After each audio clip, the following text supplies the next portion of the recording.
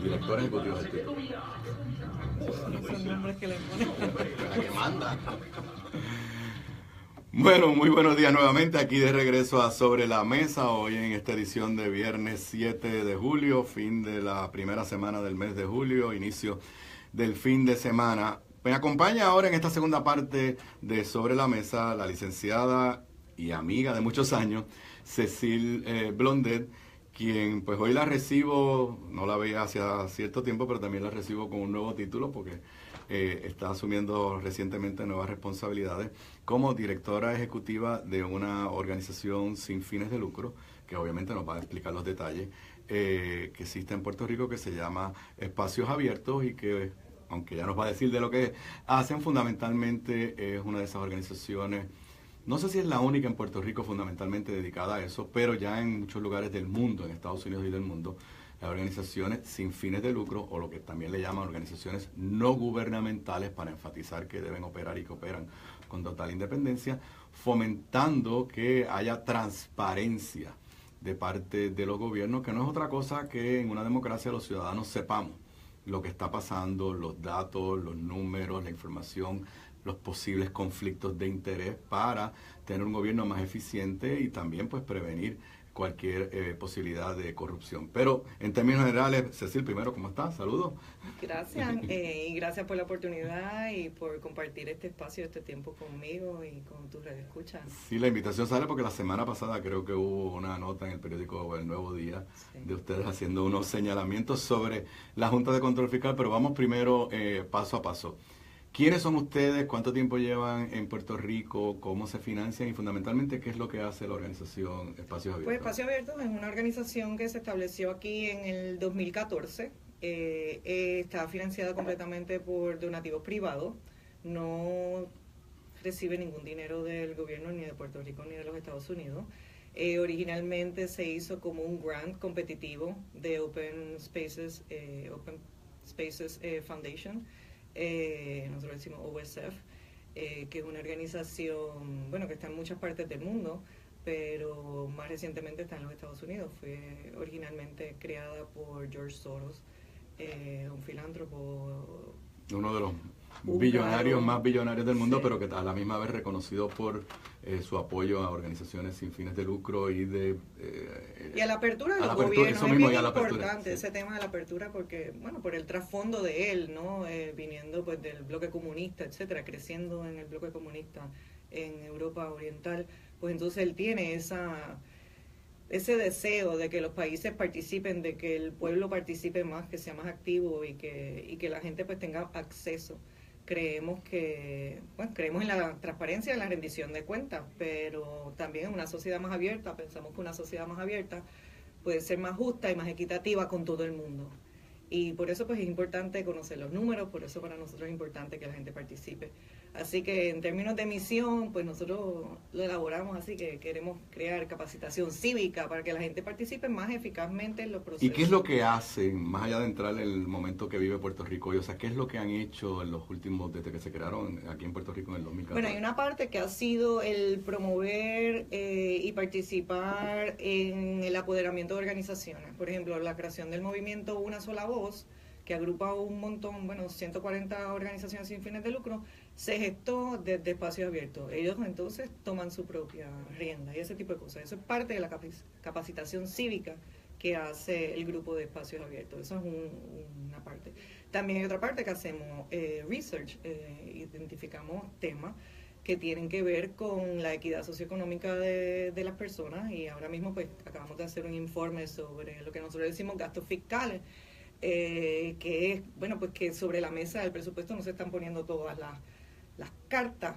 El gobierno no tiene todas las cartas, no tiene toda la información y nosotros estamos promoviendo que de la misma manera que otros 44 estados de los Estados Unidos, el gobierno federal, todos los países de Europa, cuando ven su presupuesto, no solamente ven los ingresos que tienen de las contribuciones, sino también deben ver o ven todo lo que son incentivos contributivos, todo lo que son exenciones contributivas para ver si ese dinero que no se está ingresando pues está siendo efectivo y está cumpliendo un propósito. Entonces, o sea, lo que tú, para ponerlo en palabras que los amigos de escucha quizás lo entiendan más claro, pues todo el mundo dice, se gasta tanto en nómina, y algunos dicen que eso es un mal gasto. Tú lo que estás diciendo, pues claro que es bueno saber cuánto el gobierno gastó en nómina, que no es otra cosa cuánto le paga a los empleados, pero pongan en el otro lado cuánto se gastó en incentivos contributivos a grandes industrias. Exacto, que por ejemplo... Que ese nunca lo vemos. Que nunca lo vemos y debería considerarse. Pues claro, por y entonces eso. Lo que queremos es abrirle los ojos al que gobierno. No quiere decir, pero repito, que no quiere decir que el gasto en nómina es malo per se,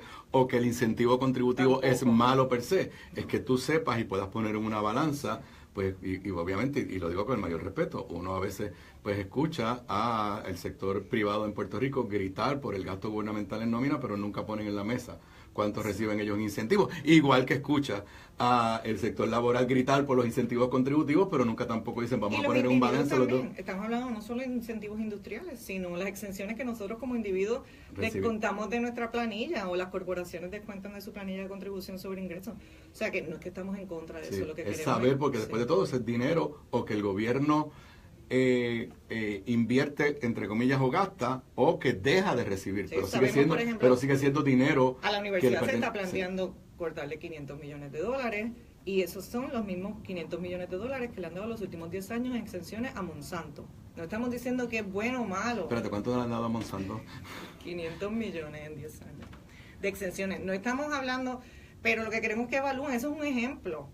Un ejemplo porque para y eso nosotros, sale de los estudios que ustedes están haciendo. Y entonces para nosotros eso es importante que se plantee, porque nos cuestionamos a quiénes le estamos pidiendo austeridad, a quiénes le estamos recortando. ¿Estamos recortando a todo el mundo por igual? Lo estamos evaluando. Y bueno, pues eso es un informe que hicimos recientemente, que estamos trabajando con eso, y estamos en un proceso de educación con el Departamento de Desarrollo Económico, que ha estado abierto a evaluar el tema, y ellos están hablando de hacer unas evaluaciones, etcétera, y con el Departamento de Hacienda. Eso son algunas cosas, o sea que también queremos incidir en política pública. Hay una percepción, que yo no creo que es equivocada, de que históricamente el gobierno de Puerto Rico ha fallado malamente en su transparencia. Inclusive fue uno de los grandes temas de discusión cuando se fue a aprobar la ley promesa, que como tú muy bien sabes y saben los amigos que lo escuchan, yo me opuse tenazmente, y quizás vuelvo y lo aclaro, pero lo aclaro muchas veces, yo no me opuse a que se le diera a Puerto Rico un mecanismo de reestructuración de deuda. Yo lo que siempre me opuse es que usar eso como excusa o casi chantaje para imponernos una junta de control, pues una cosa para mí no tenía que ver con la otra. Pero una de las razones que se discutía en el Congreso vehementemente de por qué nos tenían que imponer esa junta era pues porque aquí nadie sabía los números, todo estaba escondido, todo estaba oscuro. Antes de entrar en la junta, en términos generales, y no voy a hablar de este gobierno de Ricardo Rosselló, sino del gobierno de Puerto Rico como un ente continuo de diferentes administraciones, ¿hay una forma de evaluar cómo compara los niveles de apertura, transparencia del gobierno de Puerto Rico versus otros gobiernos? ¿Dónde estamos en términos generales? De hecho, publicaron recientemente un informe que lo trabaja Mario Marazzi de la Oficina de Estadística, que se llama Open Knowledge, y establece que Puerto Rico está muy atrás en la divulgación de información, en la participación de información. Y la gente no se da cuenta que eso también, la opacidad de la información, es lo que produce, pues, oportunidad para corrupción, para robo, etcétera. O sea, explica eso, porque sé que es una preocupación que organizaciones como ustedes genuinamente tienen. Porque la gente quizás se cree que transparencia es, pues, dame el informe de los estados financieros del gobierno de Puerto Rico. Pues, obviamente eso es transparencia y es uno de los problemas que tenemos, que no los tenemos. Pero cuando hablamos de transparencia, ¿qué es lo que en una sociedad moderna verdaderamente democrática el gobierno le debe hacer accesible a cualquier ciudadano? Es que cualquier ciudadano, cualquier persona tenga a través del internet, ¿verdad? Porque hoy en día que tenga acceso rápido a la información financiera, a los gastos de una empresa, a los cheques que hace el gobierno, por ejemplo, y nosotros eso le decimos Open Checkbook. En la medida en que eso estuviera, por ejemplo, se hablaba la semana pasada en uno de estos de los casos que tienen ante el Tribunal Federal, pues de unos pagos que se estaban haciendo por unos programas de televisión a razón de $40,000. Pues obviamente eso estaba súper inflado, pero si eso hubiese estado abierto Si eso se hubiera podido poner en el internet, alguien que supera en televisión hubiera dicho, un mes o 2 meses, exacto, algo no hubiera dicho, oye, años. ¿por qué yo hago un programa y lo hago por $10,000 y aquí hay otro que está haciendo lo mismo que yo y le acaban de pagar $40,000? O sea que nosotros podríamos participar más efectivamente de eso. Y al final, el dinero que se gasta el gobierno y lo ha pagamos todos habido, nosotros. vuelvo y repito, aunque no tengo ningún problema, si se hay que señalar a quien haya que señalar, pero estamos estancados, hemos ido mejorando. Bueno, yo quisiera pensar que tus sí. Tus expresiones faciales se pueden ver por lo que nos están viendo Yo por creo que Facebook hemos Live o por mejorado. internet, pero Yo creo que el que se esté conversando de esto es una mejoría. El que se está planteando una ley de transparencia es una mejoría. Lamentablemente, pues estamos planteando una ley de transparencia que no habla de que todas las cosas van a estar disponibles, sino que establece un procedimiento para la persona que quiera buscar la información, cómo la pide, a quién se la pide, no sé qué cosa. Por ejemplo, la ley federal que los abogados la conocemos como el FOIA, el Freedom of Information Act, ¿cumple o no cumple con los parámetros internacionales de lo que debe ser transparente? Bueno, eso muchas veces lo cuestionamos nosotros mismos. Nosotros, por ejemplo, a través de FOIA, el Centro de Periodismo Investigativo solicitó la divulgación de los informes financieros y conflictos de interés de los miembros de la Junta y todavía estamos esperando. Bueno, lo que pasa es que ese es otro tema que yo he discutido aquí. Lo que pasa es que el Congreso, a propósito, y esto tiene que ver con el tema colonial, creó la Junta y no dijo claramente qué leyes le aplica. Ellos dicen que la Junta no es un ente federal, que es un ente del gobierno de Puerto Rico, pero no lo crea el gobierno de Puerto Rico, lo pone por encima de todas las instituciones del gobierno de Puerto Rico. Entonces, pues, a propósito crearon un monstruo con difícil que se le dé accountability. Eso no quiere decir que no se le deba dar. Pero en tema ético y de conflicto de interés, la ley promesa es muy específica. En la sección 109 establece cómo es que se va a evaluar eso, cómo se va a reglamentar. Y es muy específica. Y los miembros sabían eso. Ahora no pueden decir que no lo sabían. Entonces ya brincaste a mi última pregunta. O sea, la Junta de Supervisión Fiscal, para usar el nombre oficial, la Junta de Superficialidad Fiscal o de Control Fiscal, como le llamo yo, primero, ha venido a ayudar a que el gobierno de Puerto Rico sea más transparente, y segundo, la Junta, ellos per se, como institución gubernamental, que recibe 60 millones del pueblo de Puerto Rico, que tienen unos poderes extraordinarios, porque esa Junta, ya lo vimos la semana pasada, decide quién recibe, no es que ellos reciben 60 millones de dólares, es que ellos deciden también quién recibe y quién no recibe dinero de los contribuyentes puertorriqueños. Y nos representan en el tribunal. La Junta está siendo transparente. Una vez se crea, no digo se aprueba la ley, porque la ley se aprobó hace un año, pero la Junta se crea, el presidente Obama los nombra en agosto. Y pues comienzan a elaborar y a gastar dinero del pueblo de Puerto Rico y a tomar decisiones y a rechazar planes fiscales y a aprobar planes fiscales. ¿Cuál es la situación de la transparencia relativa al gobierno de Puerto Rico post-Junta y a la propia Junta? Lamentablemente, en el caso de la Junta, lo que hemos visto es que hasta que no se le pone presión pública, no publican lo que uno necesita. O sea, los nombran, la ley se aprueba en junio, los nombran a ellos en agosto, ellos hacen su primera reunión en septiembre, adoptan su reglamento, enmiendan su reglamento en octubre y todavía siguen pasando. Y todos los puertorriqueños estaban cuestionando dónde está el tema del conflicto de interés. No han divulgado sus intereses económicos. Necesitamos conocer los intereses económicos de los miembros. Tenemos eso en duda. Y no es hasta enero, después de varios meses de presión pública, que entonces adoptan un código de ética y deciden que van a hacer unos informes financieros y que los van a hacer públicos 30 días después. Y lo hacen público, hacen sus informes financieros públicos, pero no ponen la información. O sea, ¿qué quiere decir que están incompletos? O sea, mi recuerdo, y si me equivoco en la fecha me corrige, es que ustedes hacen un planteamiento serio en la prensa la semana pasada o hace 2 semanas, que es lo que provocó. A un año de promesa, por eso, decimos, oye, a un año de promesa. Ustedes hacen un planteamiento serio sobre la información, la divulgación financiera de los miembros y empleados, los miembros de la Junta y sus empleados. Sale en el periódico y tengo entendido que esa misma noche, a las 12 de la noche, entonces ponen online algunos de los informes. Y ya los han podido examinar. Los vimos también. Bueno, hicieron disponibles los informes trimestrales. Nuevamente, incompleto. Y cuando yo digo incompleto es que ponen, bueno, yo hice unas transacciones de negocio, de venta de activos, pero no ponen el monto.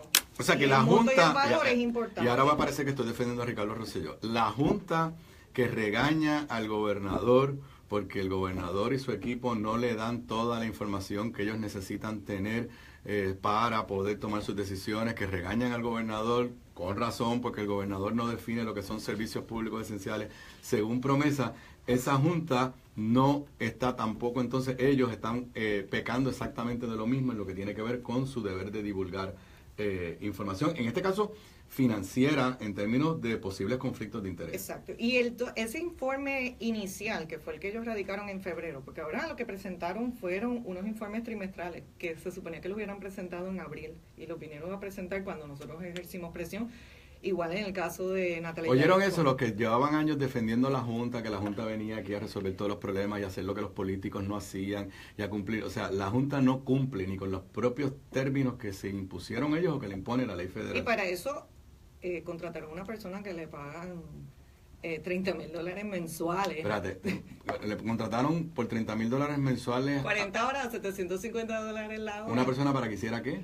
Para que es una oficial de ética, que es la que se supone que tiene que certificar que los informes están completos y que cumplen con... ¿Y sabes si, porque si es por hora, sabes si le han pagado todas las horas? No sabemos, porque si estuviera abierto un open checkbook y viéramos los cheques que le pagan a la gente, pues sabríamos si ella... O sea, que sabemos el contrato que le dieron, ¿cómo se llama? ¿Sabe cómo se llama la oficial de ética? Andrea Bonin. O sea, sabemos que contrataron a esa persona a un rate por hora. GC Risk se llama. A un rate por hora que tiene un tope máximo por mes, pero nunca hemos visto las facturas ni cuántos cheques se le ha pagado mensualmente. No, y entonces está supuestamente trabajando desde marzo, pero aún así, pues todavía no están los informes certificados. Y esos informes iniciales son los importantes, porque contra ese informe es que tú puedes comparas. hacer, claro. Sí. Y entonces si tú pones la información así, yo estoy empleado por XYZ, pero no pongo cuánto me gano, pues yo no puedo saber si el año que viene pues tú estás siendo de alguna manera influenciado. Y el representante del gobernador, que no es empleado... tiene que rendir los mismos informes, y tampoco ha rendido el informe completo. Puso quiénes son sus empleadores y no puso el valor ni de sus ingresos, no estipuló pero los sus ingresos, empleadores es quien le paga un cheque mensual, pero ¿y los clientes de ese empleador? Eso no habla de eso los informes. O sea, ahora mismo el planteamiento que nosotros hacemos, nosotros no estamos haciendo... O sea, yo para que ustedes entiendan, y voy a usar mi nombre, pues Acevedo Vilá trabaja para el bufete X, Y, Z. Entonces, si yo pongo eso en el informe, pues chévere, pues a mí me paga un sueldo el bufete X, Y, Z. Pero si no dicen que X, Y, Z tiene de cliente a fulano y mengano que son bonistas, pues nadie va a saber en qué situación estoy yo. Y tú lo que me estás diciendo es que el representante del gobernador en la Junta, que es la persona que se ha convertido en la persona más poderosa en Puerto Rico desde el punto de vista de decisiones fundamentales, nosotros no sabemos quiénes son sus clientes. No. Ni lo vamos a poder saber. Según los informes y la estructura que ellos hicieron, no. Pero lo que llama la atención es que hay algunos miembros que sí han podido dar la información. En teoría voluntariamente. Bueno, que llenaron. Sí. De hecho, yo le digo la quinta columna, pero es que es la quinta columna literal en el informe. A mí me da gracia decirlo, bueno, pero es así. Que llenaron esa quinta columna que habla sobre el valor de su salario o sus activos. ¿Y quién, por ejemplo, ha sido más abierto? ¿Quiénes han sido más Tengo que decir Ana Mato Santos, José Ramón González y Andrew González. Son los que más información han dado. Okay, y entonces... Y Natalia Yaresco también, que aunque lo dieron tardíamente la semana pasada cuando nosotros pusimos presión. Y esos informes te dicen que ellos hacían antes de... públicos todo. Y esos informes te dicen que ellos hacían antes de entrar a las funciones. Se supone que dieran un detalle de eso y tampoco está completo. Por ejemplo, yo quisiera saber qué hacía la señora Yaresco antes de empezar a trabajar. Sí, lo puedes ver. Eso sí sale del informe. Sí. O sea, como ministro de Finanzas, habla de que trabajaba como ministro de Finanzas, el Aspen Institute, así, tiene una serie y si, por ejemplo, si tú estás convencida que... Lo otro es que los cónyuges tampoco están poniendo la información de los cónyuges, que es muy interesante también, y la requiere el informe. O sea, está incompleto. Ok, ahora lo que voy, si un miembro de la Junta o un empleado de la Junta no cumple con las normas éticas que le exige promesa y que ellos mismos adoptaron, ¿quién se supone que lo obligue a cumplir? ¿La oficial esa de ética? Tenemos ese gran interrogante. La oficial de ética está bajo el General Counsel de la Junta, que es el licenciado Curi. Que es otro empleado. Que es otro empleado. O sea, no hay... Que también o sea, tiene que cumplir con los por ejemplo, tampoco ha dado en la el modelo información. americano, que no es el modelo nuestro, están los inspector general de cada agencia. Aquí no hay un inspector general para Promesa. Para que ustedes entiendan, o sea, en Estados Unidos, y muchos escándalos se descubren así, pues el Departamento de Justicia, que es el que procesa a todo el mundo, tiene un inspector general que está continuamente y que funciona independiente del secretario de Justicia, que está continuamente velando y auditando, y si ve algo malo lo dice. Y eso existe en todas las agencias de gobierno. En Puerto Rico ese rol lo cumple el Contralor con un problema que tiene, que es después que suceden los problemas. Tú me estás diciendo que en esta criatura amorfa que se llama la Junta de Control Fiscal, esa figura no existe, y por ende se supone que ellos mismos se obligan a hacerse cumplir ellos mismos. O sea, el señor El Curi es empleado de la Junta lo puede votar. Y tú me estás diciendo que el señor El Curi es el que se supone que diga, oye, tú, Carlos García, no estás cumpliendo con la ley. ¿Y hay algún lugar donde acudir, algún foro administrativo o de tribunales donde acudir para hacer que se cumpla la ley? Esas de las cosas que estamos evaluando. Bueno, pues creo que estamos evaluando Pero que vamos al final, sí, al final el tema es, a un año de la Junta, todavía nosotros no sabemos si esos miembros de la Junta tienen o no conflicto de interés o tienen intereses económicos envueltos en las decisiones que están tomando porque no han divulgado la información.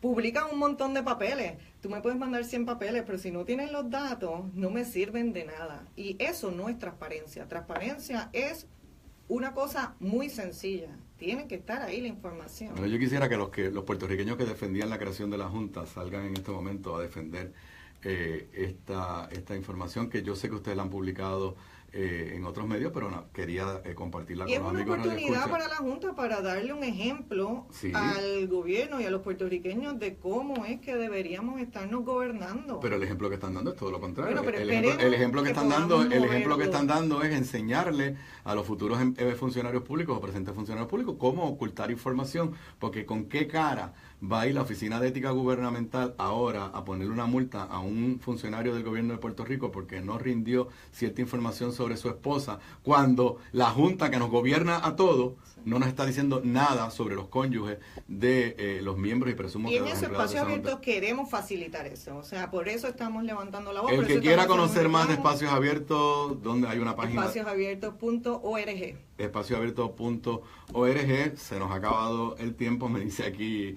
el que manda en los controles, el ir aquí. Cecil, nuevamente gracias por aceptar la invitación, y obviamente los felicito a todos por el trabajo que están realizando. Creo que tienen un reto bien grande de cara al futuro. Con eso terminamos nuestra edición de hoy de Sobre la Mesa. Hoy es viernes. Espero que los Piratas de Quebradilla ganen esta noche allá en San Germán y que yo pueda ir a ver el cuarto juego cuando ganemos el próximo domingo en Quebradilla. Que tengan todos un buen fin de semana. Nos vemos el próximo lunes, como todos los días, de lunes a viernes, de 8 a 9 de la mañana, por aquí por Radio Isla 1320. Que tengan un lindo día.